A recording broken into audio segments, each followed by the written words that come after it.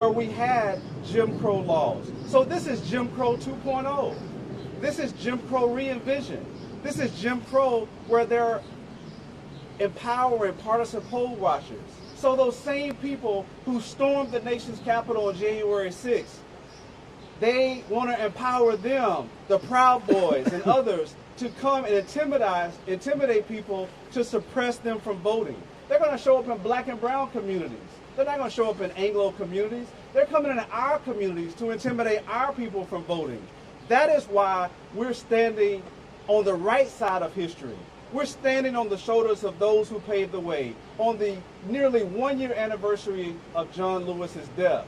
It is sad that we're not celebrating his life, but we're celebrating the fact that we're all together in uniformity, standing on the right side of history against racial suppression and Jim Crow laws. So we're going to continue to fight. We're going to continue to speak truth to power, and we're going to take this message to the United States Senate, where we know that the power is in their hands.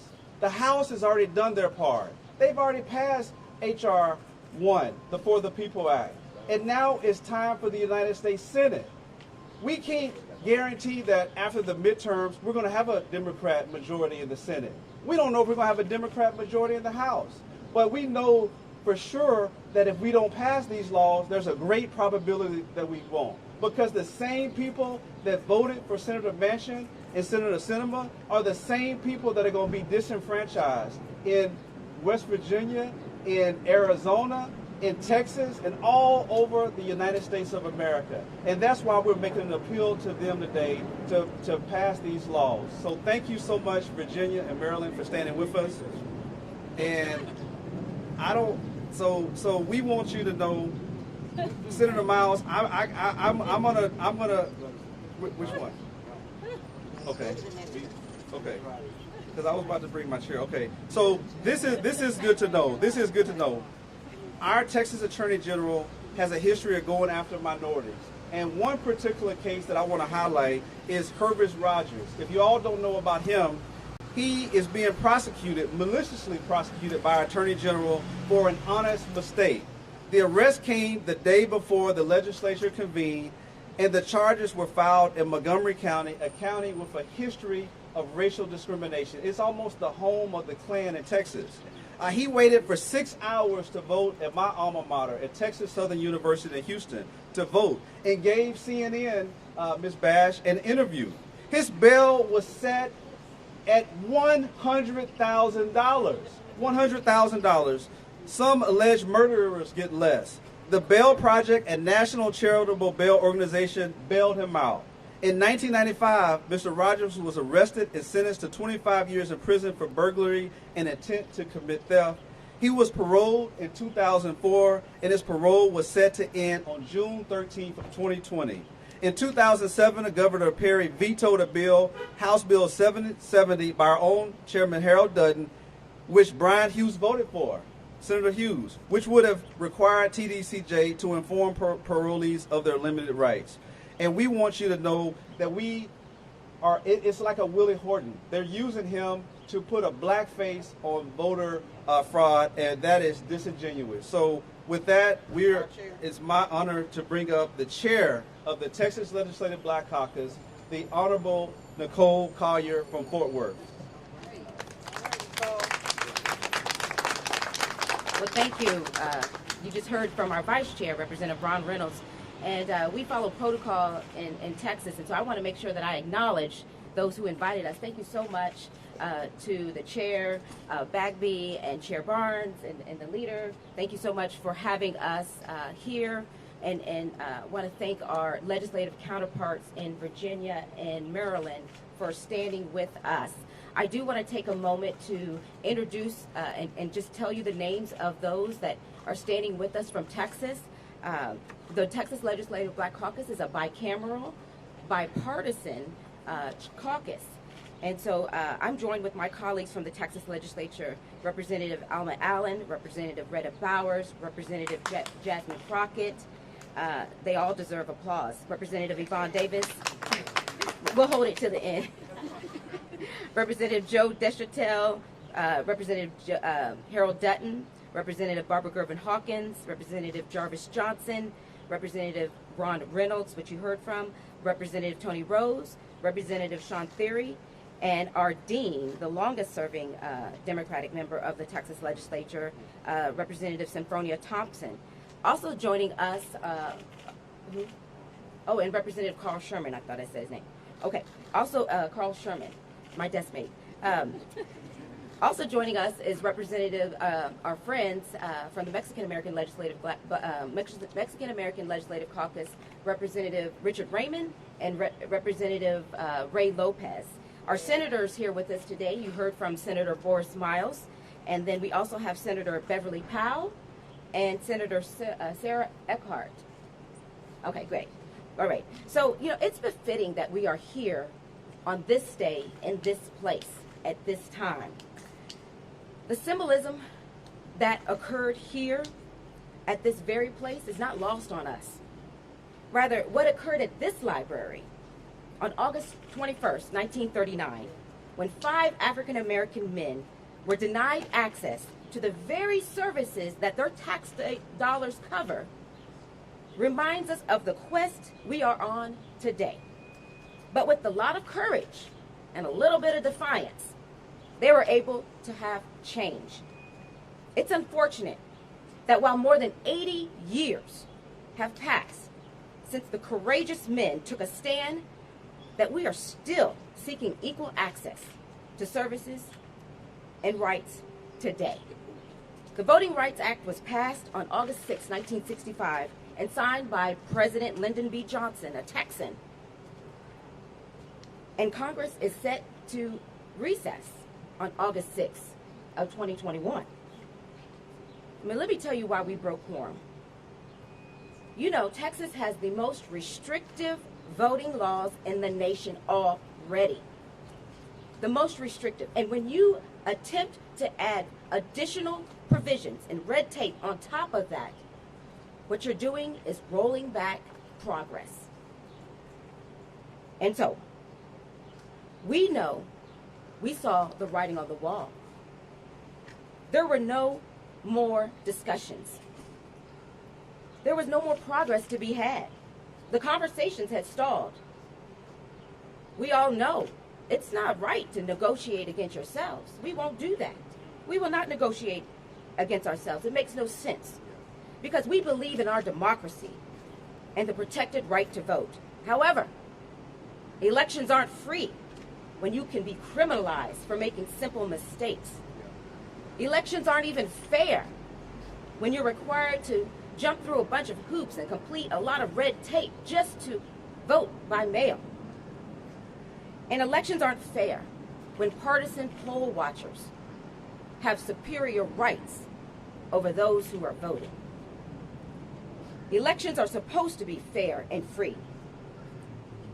But instead of giving thoughtful consideration to the amendments that our members filed, they were ignored.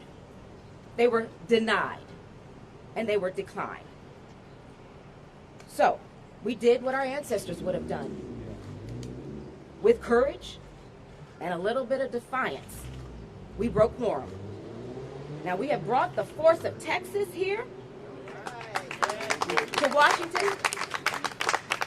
We want to give the Capitol a little bit of courage and ask them to be a little bit defiant and do what's right to keep moving America forward so that all of us, all of our voices will continue to be heard. We want to keep developing the relationships, keep the conversation going, and we want to help our federal counterparts in any way possible to help them help all of us. Now with that, I want to introduce to you our mentor, our leader, the distinguishable. This woman has more tenacity and more courage in her little finger than any one of us could have. She has been leading the way for more than 40 years in Texas. And she won't back down. And she won't back up. And she won't back out. So I want to introduce you to our very own, the illustrious Symphonia Thompson. did. I want to thank all our guests who were so gracious to invite us here today and to stand with us. And I wish we were talking about climate change and doing something about that. Because my constituents are baking in Texas. Yeah. And we are concerned about the power grid and the blackouts that they are going to have to endure this summer and be hotter than what it is we're enduring outside. But there is a urgency here, and that's the reason why we're here in the nation's capital. And that urgency happens to evolve around the fact that we don't want our constituents' rights, voting rights, stripped away from them. If we can find ways to preserve the voting rights of persons we send in outer space and give them the opportunity to cast a ballot in outer space, we ought to be able to be smart enough to resolve the issues if there are issues, to preserve the rights of our constituents to be able to cast their votes and to cast their votes and participate in democracy without fear, without intimidation, and without arrest. Yes. Yeah. And that's why we are here today. We refuse to be a hostage, That's right. to remain a hostage within the state of Texas. And I know that there are search warrants out for us, and I'm ready to be arrested. What do you do to a slave if you don't do nothing but arrest them when they flee? We fled Texas, and if they want to arrest me, go ahead. I'm ready to be arrested. Because I spent almost 24 hours listening to bills, the Voters' Rights Bill. And to me, that was very, very intimidating to have to sit there and watch people come and beg, watch the disabled come and beg, watch the ordinary citizens come and beg, just for an opportunity to be able to participate in their democracy, only to get ignored at the end of the line when we voted along partisan lines. So we are being watched. Eyes of Texas upon us. We're being watched. I know we are. But let me just tell you, I want to make sure that my constituents have a say in the democracy. Yeah. If we can go to Iraq and American soldiers, black, brown, white, and all, can spill their blood on that country to give those people the right to vote in their democracy, and they come home to America and they're denied the right to vote, what does that say about us? I used to think about when I looked at my grandmother who worked for $2 a week, and she would save pennies and nickels. She couldn't afford to save quarters, not from $2 a week where she had her whole earning that she had to pay for her transportation back and forth to work, by a poll tax. And because she was black, she could only vote in the general elections because the primaries was white only. White only. And it was not until way almost in the early 60s until we got a right to do that. And just think about that. Do you think that polling place was close? No. And transportation was not accessible as it is today for her. She had to go the long ways to cast her vote. And many times miss a vote because of the distance of where the polling places were. And when I think about how we had to come a long ways and watch signs that says no dogs, no Negroes, no Mexicans. When dogs was leaks on our people, when they were beaten, when they were bombed, when they were killed, and all of the things that we had to endure. Haven't we done enough? Right. Have we paid the price enough? Yes. What is it going to take for us to be able to be Americans in this country? I am an American and I want to vote without somebody infringing upon my rights and the rights of my constituents. And I'll stand and fight here today for it. I'll stand and fight for it. Until I can't fight no more. Yes. Because I'm tired of people picking on us for no reason. Yes. We are Americans. And we are proud Americans. And we deserve the same rights and respects and the same considerations that everybody has. Yes. And I'm going to fight until we get it. I'm not going to be a hostage. If they want to arrest me, bring it on. Bring it on.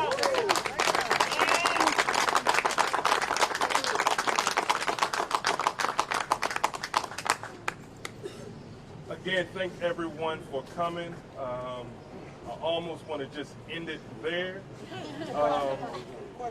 But, you know, I do a lot of work with my brother from Maryland, Chairman Barnes, and I think we invited our friends from Texas here for selfish reasons. Whenever I was home from college and I didn't check in with my grandmother, I was in trouble because she needed to lay eyes on me. Yeah. And so we just invited our friends from Texas here just so we could lay eyes on you. Just so we could hug on you, break bread with you, worship with you. Tell you we appreciate what you're doing. We love you. And we're right there with you. On each side, in the front, in the back, wherever you need us to be, we're there. With that, we'll take just a couple questions and get our good legislators and members of the media out of this heat. I'm Natalie from CBS asking some questions on behalf of our Texas affiliate. Can the Texas lawmakers, President, please tell me what is the strategy moving forward if the governor continues to call special session? Well, thank you for that question. So we knew going into this that there's that possibility. Of course, our leadership, with the members who have been here and experienced it, we knew that they could file even more harmful legislation and make these bills worse. But we knew that going in, but we knew it was at stake. We knew that if we don't take a stand, they're just going to run over us. And so if we don't use our voice, we've lost. So you've got to try. So what we intend to do and continue to do is to use our voice, share our story, meet other federal legislators, let them know what is going on in Texas and across the country, Georgia, Florida, other states, where they're also seeing these concerted efforts to reduce access to voting. So we're going to continue the conversation, build relationships, and keep the message going forward and pursuing fair and free elections for all. Is there a timeline? The Speaker has chartered a plane. Our Texas reporters are wondering, are there plans to get on the plane? You know, that's very, very wasteful to charter an empty plane to come to Washington, D.C.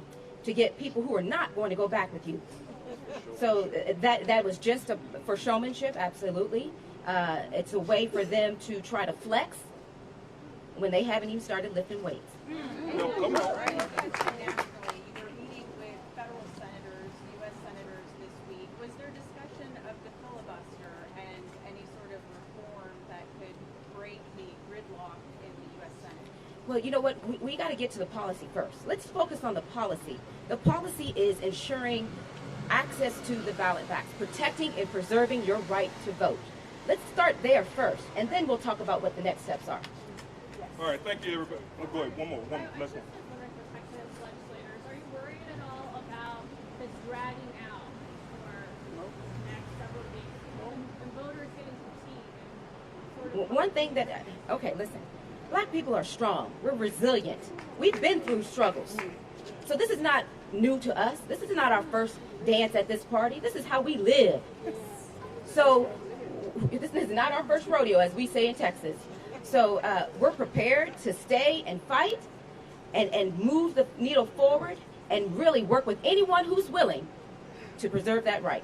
Would you say pass if there's another such special session called? I have not heard of anything yet. We look at what's right in front of us. Right in front of us is now. Thank you so much. You guys meeting with any members on the Hill?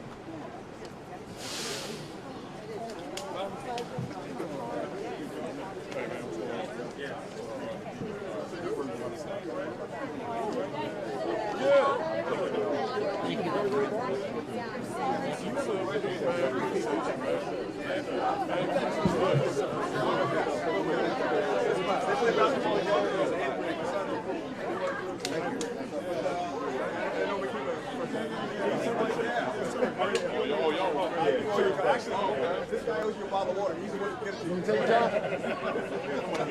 You want to take? Okay, thank you. Thank you.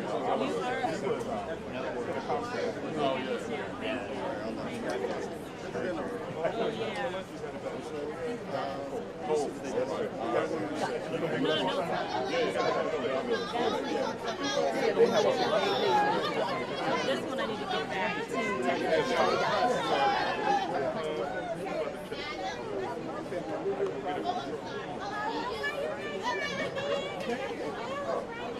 Maryland's going to